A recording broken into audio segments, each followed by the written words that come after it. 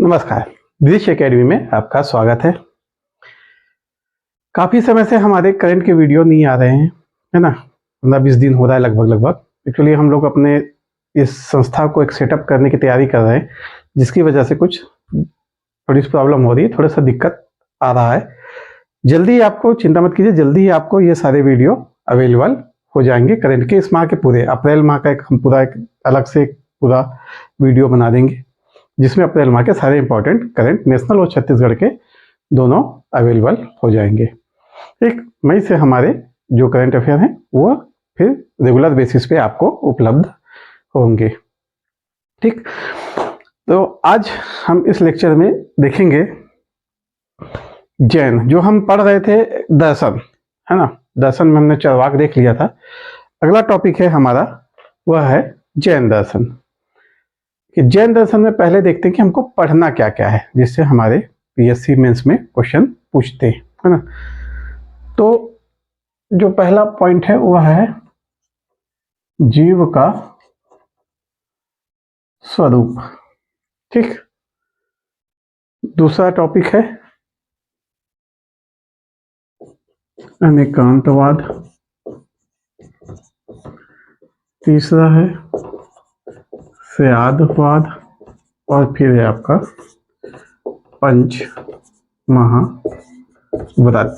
ठीक, इन चार टॉपिकों को हमको जैन दर्शन में बहुत अच्छे से पढ़ना है ना, क्योंकि ये हमारे जो सिलेबस जो चेंज हुआ था उसका 5वां साल आ रहा है ना, तो क्वेश्चन थोड़े डीप जाएंगे, तो हमको उस स्तर पे जाके इसको पढ़ना होगा। ठीक, चलिए, तो बिना समय गंवाए हम चालू करते हैं जैन दर्शन पे जीव का स्वरूप, है ना?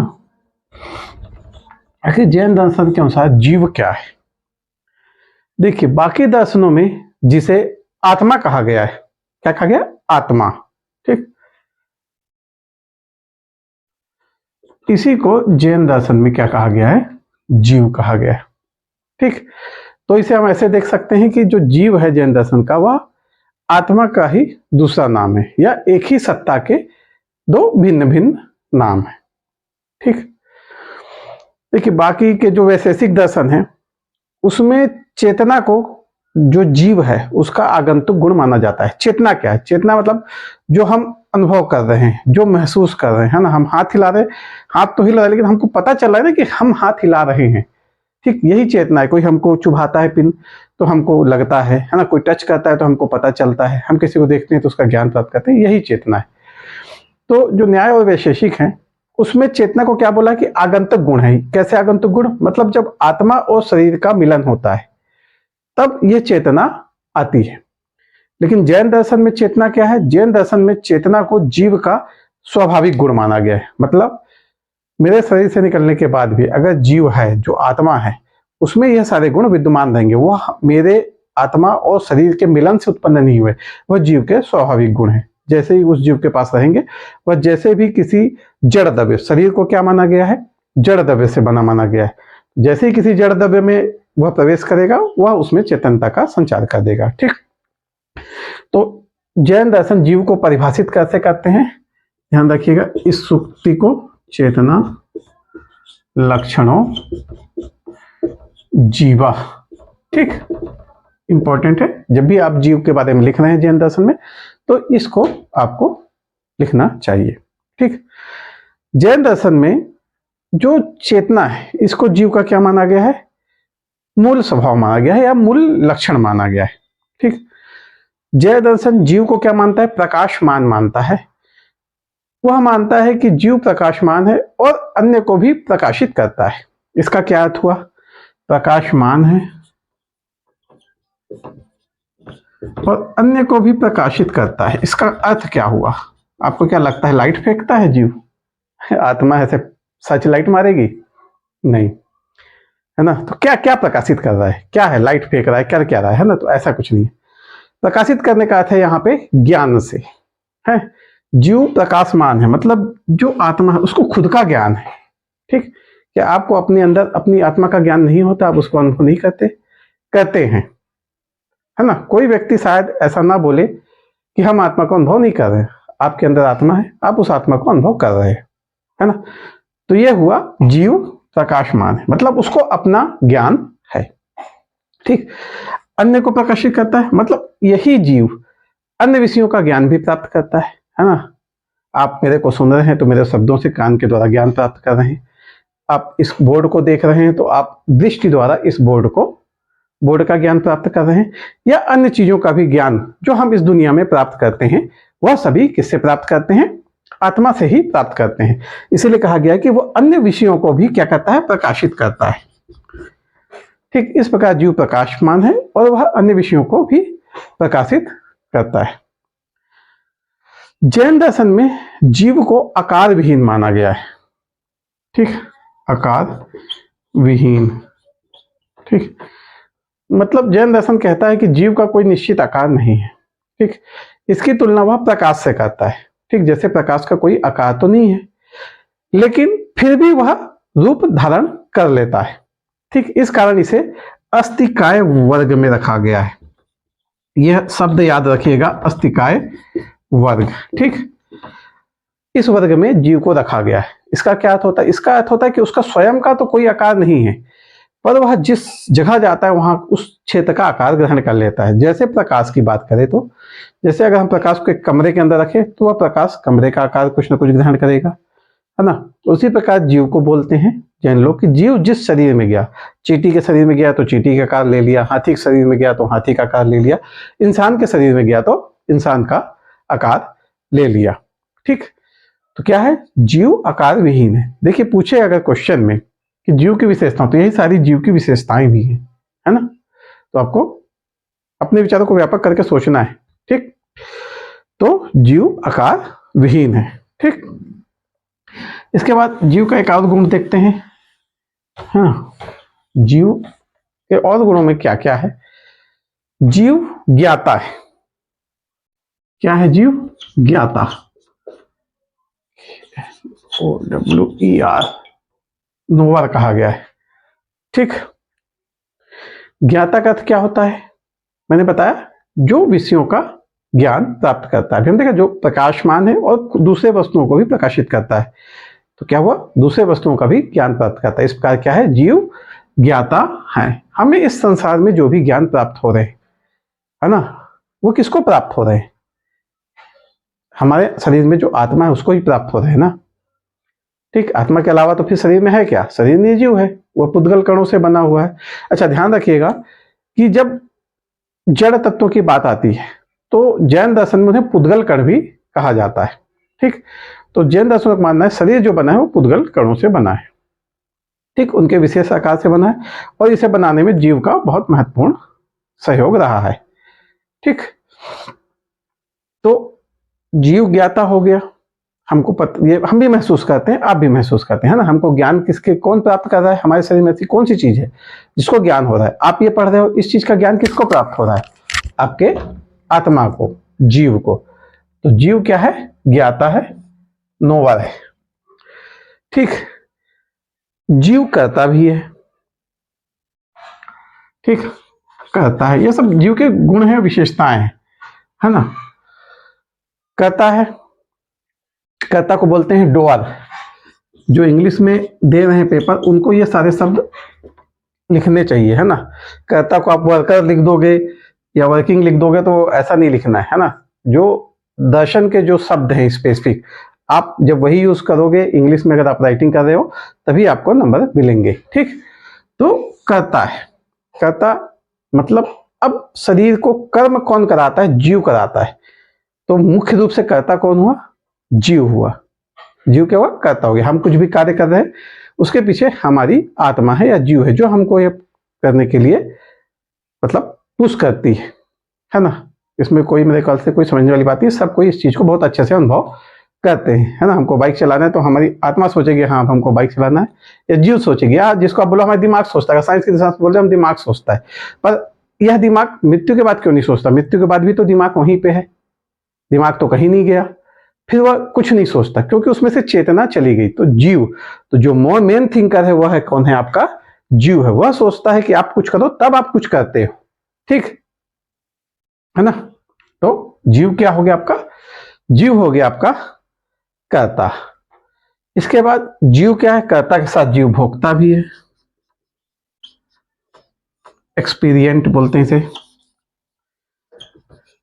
ठीक, एक्सपीरियंट। तो भोक्ता क्या है, मतलब उसने जो कर्म किए उसके फलों को भी वही भोगेगा, है ना। आप बाइक बहुत तेज चलाओगे, गिरोगे तो चोटी भी आप ही को लगेगी और दर्द भी आप ही को महसूस होगा। क्या मृत्यु के बाद दर्द महसूस होता है, या हम ऐसा माने कि जब जीव आपके शरीर से निकल गई तब क्या दर्द महसूस होता है, नहीं होता ना। तो फिर उस दर्द का ज्ञान जिस चीज को हो रहा है वह चीज आपके शरीर से निकल गई, इसलिए आपको दर्द का एहसास नहीं होता है ना। तो किस प्रकार से अंततः भोक्ता कौन हो गया, अंततः भोक्ता है आपका जीव है। सुख दुख इस सब का ज्ञान आपके अंदर जो जीव है उसको होता है। एक बार जीव आपके शरीर से निकल गया उसके बाद आपको किसी चीज का ज्ञान नहीं होगा। मृत्यु में जो सही मृत्यु जिसकी हो गई उसको आप जला दो आग में, ना वो तड़पेगा, ना कुछ होगा, ना उसको दुख होगा, ना गम होगा। तो ये सारी चीजें किसको हो रही है, जीव को हो रही है। इसलिए जीव क्या है, जीव क्या है, भोक्ता है ना। जैन दर्शन का मानता है कि जीव में 4 प्रकार की पूर्णताएं पाई जाती है। देखिए इस क्वेश्चन को पूछ सकता है, जीव में जो 4 पूर्णताएं पाई जाती हैं या जिसे अनंत चतुष्टय कहा गया है, ठीक, यह जैन दर्शन बोलता है कि जीव में 4 प्रकार की पूर्णताएं पाई जाती हैं, ठीक। ये भी जीव का गुण में ही आ जाएगा, ठीक। लेकिन इसको एक अलग से क्वेश्चन भी पूछ सकता है कि अनंत चतुष्टय क्या है ना, या इसके अंतर्गत क्या क्या चीजें आती है। 2 नंबर का क्वेश्चन, 4 पॉइंट आपको लिखने होंगे। अनंत चतुष्टय क्या है, अनंत चतुष्टय को इंग्लिश में बोलते हैं 4 फोल्ड आपका परफेक्शन। क्या बोलते हैं, 4 फोल्ड परफेक्शन, ठीक। इंग्लिश वर्ड भी याद रखिएगा। कई बार ऐसा हो सकता है भले आप हिंदी मीडियम में दे रहे हो पर यह पूछ सकता है कि 4 फोल्ड परफेक्शन कौन से हैं, ठीक। तो ऐसा मत सोचिएगा कि हम तो हिंदी मीडियम वाले हैं तो अनंत चतुष्टय ही याद करते हैं, 4 फोल्ड परफेक्शन नहीं याद करेंगे, ऐसा नहीं है। क्वेश्चन में 4 फोल्ड परफेक्शन को वो ऐसे लिख के दे सकता है, 4 फोल्ड परफेक्शन, है ना, ऐसे करके दे देगा। अब आप कुछ नहीं कर सकते, ये हिंदी हो गया, ठीक। तो ध्यान रखिएगा इन चीजों को। तो अनंत चतुष्टय क्या है, 4 फोल्ड परफेक्शन, ठीक। इसके अंतर्गत क्या क्या आते हैं, इसके अंतर्गत आते हैं अनंत ज्ञान, ठीक, अनंत ज्ञान, अनंत दर्शन,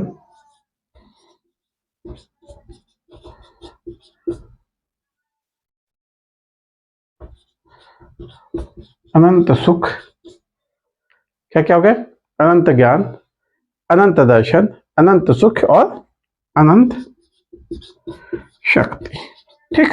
ये 4 आते हैं। अनंत ज्ञान इन्फिनाइट नॉलेज, अनंत दर्शन इन्फिनाइट फेथ, अनंत शक्ति इन्फिनाइट पावर, अनंत सुख इन्फिनाइट ब्लिस, ठीक। तो यह 4 आते हैं। जैनों का जो मानना है, बोलते हैं यह 4 पूर्णताएं जीवों में हमेशा विद्यमान रहती है, मतलब यह जीवों से बाहर नहीं जाती है, हमेशा उनके साथ रहती है। जब जीव बंधन में ग्रस्त हो जाते हैं, बंधन मतलब अज्ञानता में बंध जाते हैं, तब यह ढक जाती हैं, ठीक। तब जीवों को इसका ज्ञान नहीं होता। जब जीव बंधन से मुक्त होगा तो जीव को अपनी इन पूर्णताओं का ज्ञान हो जाता है, ठीक। जैन दर्शन बोलते हैं जीव अमूर्त है और फिर भी वह मूर्त रूप ले लेता है, ठीक। इसके पहले भी हमने देखा इस चीज को क्या कहा गया, इसलिए जीवों को किसमें, अस्तिकाय वर्ण में रखा गया है, ठीक।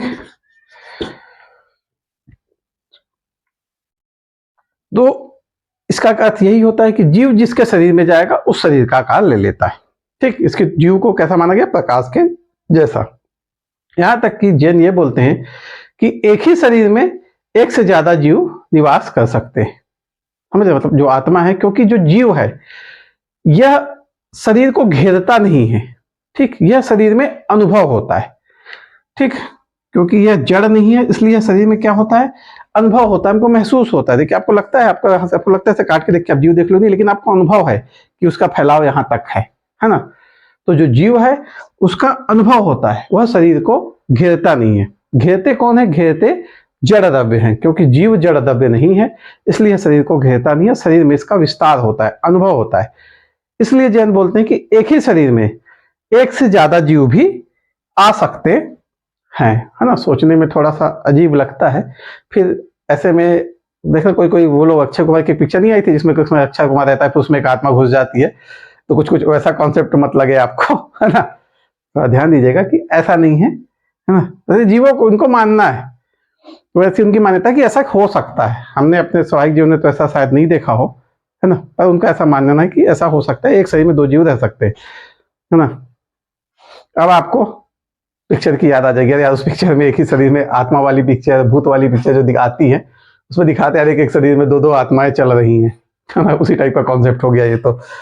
ठीक, तो ये ध्यान रखिए, जीव अमूर्त है। हमको वो नहीं लिखना है, हमको ये लिखना है कि जीव अमूर्त है, पर मूर्त रूप धारण कर लेता है। कैसे कर लेता है? वो जिस शरीर में जाता है उसी का कार ले लेता है, हमको उस रूप में दिखता है ना। घेरता नहीं है शरीर को, शरीर में अनुभव होता है, क्योंकि यह चेतना है। क्योंकि ये शरीर को घेरता नहीं है, इसलिए जैसे एक कमरे में दो दीपक रह सकते हैं, ये जैन ने तर्क दिया था कि जैसे एक कमरे में दो दीपक रह सकते हैं और पूरे कमरे को दोनों ही दीपक के प्रकाशित कर सकते हैं, वैसे ही एक शरीर में दो जीव भी रह सकते हैं।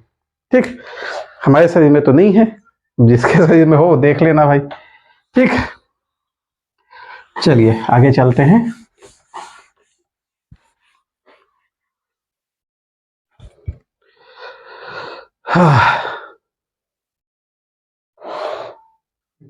चलिए, इसके बाद जीव में एक तो चीज आती है, ये तो आपके जीव की विशेषताएं और जीव का स्वरूप हो गया। ठीक, ये जितने पॉइंट हम, वही जीव के स्वरूप है, वही जीव की विशेषताएं हैं या जीव के गुण हैं। ठीक, इसमें एक आता है जीव का वर्गीकरण। इसको ध्यान रखिए, पूछ सकता है जैन दर्शनों में जीव का वर्गीकरण कैसे किया गया है ना। यहाँ पे जीव का वर्गीकरण किया गया है। ठीक, इसके अनुसार जीवों को बांटा गया है दो प्रकार में, जो मुख्य दो प्रकार में बांटा गया है। कौन कौन से हैं? एक है आपके मुक्त जीव, ठीक, दूसरे हैं बद्ध जीव। ठीक, ये इंपॉर्टेंट टॉपिक है, अभी तक सीधा क्वेश्चन नहीं पूछा गया है, तो हो सकता है सीधा क्वेश्चन पूछे कि जैन दर्शन में जीव कितने प्रकार के हैं, है ना। या जैन दर्शन जीवों के बारे में, मतलब जीवों के बारे में जैन दर्शन में क्या विचार है, आप विवेचना कीजिए, टिप्पणी लिखिए, कुछ भी कर सकता है। ठीक, देखिए जो ये क्वेश्चन आते हैं, इसमें जो ये पुछल्ले शब्द आते हैं ना, इसका भी बहुत बड़ा मतलब रहता है ना। हर क्वेश्चन, एक ही क्वेश्चन के पिछले अगर शब्दों को बदल दिया जाए तो उसके लिखने के तरीके बदल जाते हैं। ठीक, उस पर भी हम एक आध लेक्चर बनाएंगे कि किस शब्द की मीनिंग क्या होती है, उसको किस प्रकार से लिखना चाहिए। ठीक, तो बद्ध जीव को फिर आगे दो भागों में डिवाइड किया गया है। ठीक, एक है आपका स्थावर और एक है आपका रस। ठीक, स्थावर जीव में एक इंद्रिय आते हैं,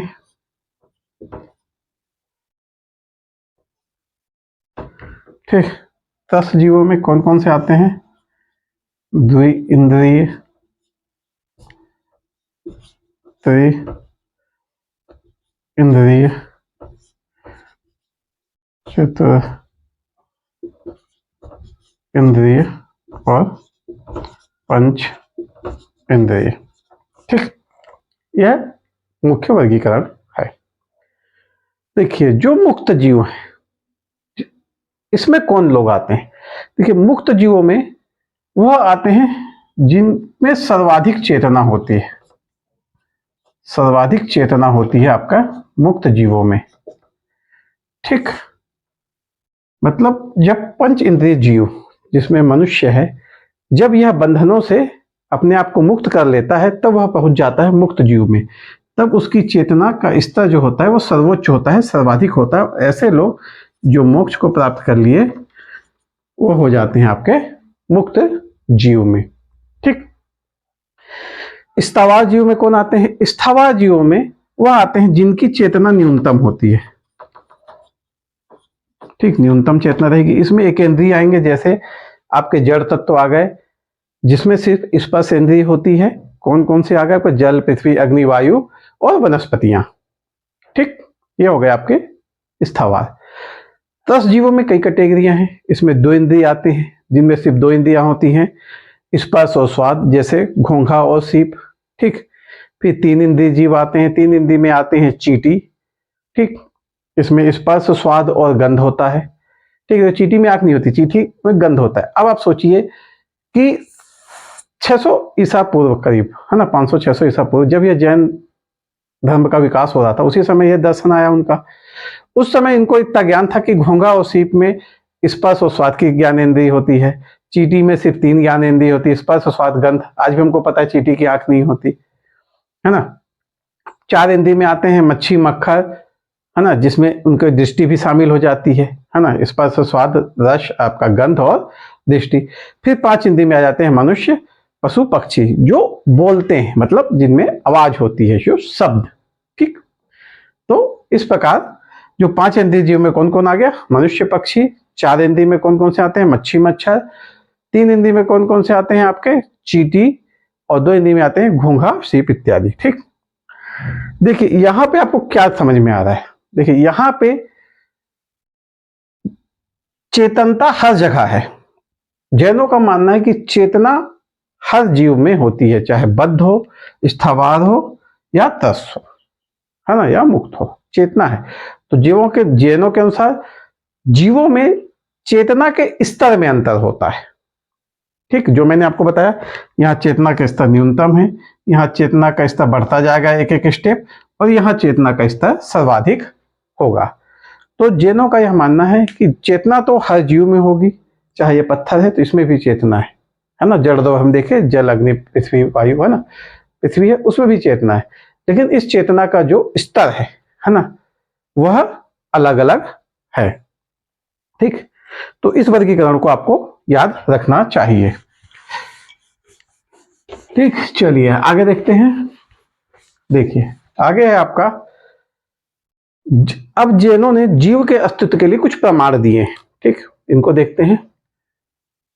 जीव के अस्तित्व के लिए इन्होंने क्या प्रमाण दिए या क्या तर्क दिए हैं, है ना। इन प्रमाणों के बाद सुन लेते हैं, कभी आपको राइटिंग में काम आएगा अगर आप जीव के बारे में कुछ लिख रहे हो तो। देखिए पहला इनका जो तर्क है वह यह है कि आप ऐसे याद करो, पहले तर्क में आप गुण लिख लो, है ना। हमको किसी वस्तु का ज्ञान उसके गुणों से होता है। कैसे?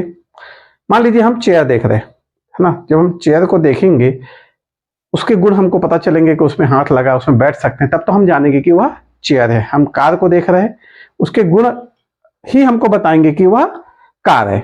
इसी प्रकार जो सुख दुख, है ना, जो हम अपने अंदर अनुभव कर रहे हैं, यह जो चीजें हैं यही हमको बताती है कि हमारे अंदर क्या है, एक जीव है। जो जब तक हम चेतनता है इसमें, जब तक हमारा शरीर जीवित है तब तक यह अनुभव हो रही है, उसके बाद फिर शरीर से यह अलग हो जाती है, शरीर में अनुभव नहीं होती। तो जो जीव के गुण हैं, सुख दुख विचार, है ना, इन सबको देख के ही हमें पता चल जाता है कि प्रत्यक्ष होता है कि हमारे शरीर में क्या है, जीव है। पहला तर्क इनका यह है। ठीक, दूसरा तर्क में आप लिखिए शरीर मशीन। ठीक, इनका मानना है, ये मानना क्या होता है, ये कहते हैं हम भी देखें तो शरीर क्या है, एक मशीन के जैसा है। ठीक, अब आप किसी भी मशीन की तुलना करो, है ना, बस को देख लो, कार को देख लो, या जो भी मशीन आपकी नजर में उसको देख लीजिए। तो क्या यह मशीनें खुद चलती हैं? है ना, सीधी बातें नहीं चलती हैं। तो स्पष्ट है कि इन मशीनों को चलाने के लिए कोई ना कोई चालक होना चाहिए। हम मिक्सी चलाते हैं घर में, तो हम चलाते हैं उस मिक्सी को, है ना, मतलब कोई ना कोई अपने आप तो चलेगी नहीं, कोई ना कोई चालक होगा। इसी प्रकार शरीर एक मशीन है ना, और इसको चलाने के लिए एक चालक की आवश्यकता हम सब महसूस करते हैं, और हमको पता चलता है कि हम यह कर रहे हैं, हम अपने शरीर को चला रहे हैं। तो वही चालक क्या है, आपका जीव है। ठीक, दूसरा तर्क इनका यह था। ठीक, तीसरा तर्क में ध्यान रखिए, क्या लिखिए, ज्ञानेंद्रिय साधन। ठीक है, देखिए जो हमारी ज्ञानेंद्रियां है वह क्या है, उसको हम कह सकते हैं ज्ञान का साधन, मतलब उसके माध्यम से हम ज्ञान इकट्ठा करते हैं। ठीक, कोई संशय नहीं है ना। तो आखिर ये ज्ञान क्यों इकट्ठा करते हैं? जब ज्ञानेंद्रियां ज्ञान इकट्ठा कर रही है, मतलब इसका अर्थ है कि वह ज्ञान किसी के लिए तो इकट्ठा कर रही है ना, कि ऐसे ही इकट्ठा करे जा रही है ना, या उस ज्ञान का विश्लेषण कोई तो कर रहा है ना। वही जो कोई है जिसके लिए ज्ञान इकट्ठा किया जा रहा है वही जीव है। इससे स्पष्ट होता है कि ज्ञानेंद्रियां जो ज्ञान इकट्ठा कर रही हैं वह जीव को प्राप्त हो रहा है। तो इसलिए एक जीव का अस्तित्व है जो इन ज्ञान को क्या करता है, इकट्ठा करता है, या मतलब प्राप्त करता है, इससे प्रकाशित होता है, प्रकाशमान करता है विषयों को। इसी प्रकार से मैं अभी बताया था ना कि विषयों प्रकाशित करना का था, विषयों ज्ञान प्राप्त करना। ज्ञान कैसे प्राप्त किया? ज्ञानेंद्रियों से। लेकिन प्राप्त कौन किया? प्राप्त किया जीव। यही वो बोलते हैं कि क्योंकि ज्ञानेंद्रियां ज्ञान के साधन है, वह ज्ञान प्राप्त कर रही है ना, लेकिन उस ज्ञान का वह कुछ नहीं कर रही। उस ज्ञान को कहीं ना कहीं एक अंतिम पॉइंट पे भेजा जा रहा है जहां पे उस ज्ञान का क्या तो विश्लेषण हो रहा है या उस ज्ञान को लिया जा रहा है। तो वही जगह क्या है, वहां के लिए कोई ना कोई व्यक्ति होना चाहिए। व्यक्ति मतलब कोई ना कोई सत्ता होनी चाहिए, और वही सत्ता क्या है? जीव है, जो इन ज्ञानों को प्राप्त कर रही है। ठीक। अगला है जो शरीर है, हम जानते हैं जड़ द्रव्य से बना है ना। ऐसा जैन भी मानते हैं कि शरीर जड़ द्रव्य से बना है। तो उन्होंने बोला किसी भी जड़ द्रव्य के निर्माण के लिए उपादान कारण तो होना चाहिए। ठीक है, उपादान कारण एक हो गया आपका उपादान कारण। उपादान कारण क्या होता है? देखिए, उपादान कारण होते हैं जिस चीज से किसी वस्तु का निर्माण हो रहा है। तो वह जो चीज है, जैसे घड़े का निर्माण हो रहा है मिट्टी से, तो मिट्टी क्या है? उपादान कारण। आपके घर का निर्माण हो रहा है सीमेंट से, रेत से, तो ये सब क्या हो गए? आपके उपादान कारण। मतलब जो बेसिक मटेरियल है जिससे निर्माण हो रहा है वह हो गए उपादान कारण। तो जैन बोलते हैं कि जो जड़ द्रव्य है उसी शरीर का निर्माण होता है। इस जड़ द्रव्य को क्या बोला गया है? उपादान कारण। ठीक, इनको पुद्गल कण भी बोल देते हैं। तो जैनों को मानना कि ये पुद्गल कण अपने आप तो जुड़ नहीं गए। ठीक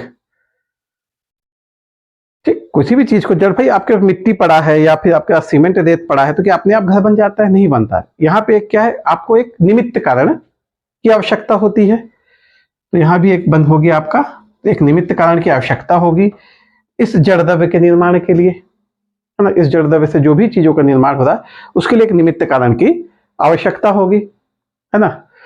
जैसे घर बनाने के लिए निमित्त कारण कौन हो जाते हैं? जो ठेकेदार हो गए, जो वर्कर हो गए, वो वहां पे निमित्त कारण हो गए, वो कर्ता हो गए। यहाँ पे भी एक कर्ता की आवश्यकता होती है, और वही कर्ता कौन है? जीव है। और यही कर्ता क्या है? जो जीव है, यही फिर इन सब का निर्माण करता है। ठीक, तो यहां आपका समाप्त हो जाता है जैन दर्शन में जीव का स्वरूप। ठीक, कहीं भी जाइए आपको इससे बाहर कुछ नहीं मिलेगा। ठीक, इतना ही आपको लिखना है। इसी में से क्वेश्चन बनेगा, जीव से पूछता है तो, है ना। बाकी जो जगह चीजें उसकी अनेकांतवाद, स्यादवाद, पंच महावाद, उसको हम अगले लेक्चर में देखेंगे। एक एक करके देखेंगे, एक दिन में एक टॉपिक अच्छे से देखिए, डिटेल में पढ़िए। देखिए, इसको 5 मिनट में भी खत्म किया जा सकता। मैं बद्ध स्थावाद जीव बताता, 4 वर्गीकरण बताता, 2 मिनट में उसके वर्गीकरण बताते था। उसको आपको समझ में आता नहीं आता, निकल जाता ऊपर से आधी बात। ठीक, आप लेकिन बहुत सारे लोग बोलते हैं अरे वाह 5 मिनट में सर समझा दिए। ऐसा नहीं होता। चीजें डिटेल में पढ़िए, विश्लेषण में पढ़िए। आप पीएससी दे रहे हो, मजाक नहीं है ना। तो डिटेल में पढ़िए, अच्छे से पढ़िए। कब क्या क्वेश्चन पूछेगा, कहाँ घुमा के क्वेश्चन पूछेगा, आज तक जितनी कोचिंग है कोई कोचिंग वाला जज नहीं कर पाया है। ठीक, आप चाहे तो पिछले 5 वर्ष का पेपर उठा के देख लीजिए, आपको हर बार पता चल जाएगा कि कोचिंग वाले अंततः पेपर जज करने में फेल होते हैं। इसलिए पेपर को जज करना ही नहीं है, हमको अपनी तैयारी को स्ट्रांग करना है। ठीक, तो डिटेल में पढ़िए, विश्लेषण कीजिए बहुत अच्छे से, और एकदम पॉइंट पॉइंट अच्छे से पढ़िए, ताकि असफलता का 1% भी चांस ना हो। चलिए ठीक है, आज का लेक्चर यहाँ समाप्त होता है। आपसे फिर मिलेंगे अगले लेक्चर में। हाँ, अभी थोड़ी सी अनकंटिन्यूटी है, कुछ समस्याएं चल रही हैं, है ना। एक हम अपना सेंटर स्थापित करने के लिए भी कार्य कर रहे हैं, तो थोड़ा सा चीज़ें अभी हल्की सी अनशेड्यूल्ड हो गई हैं, पर वो जल्दी ही शेड्यूल हो जाएंगी। चलिए, धन्यवाद।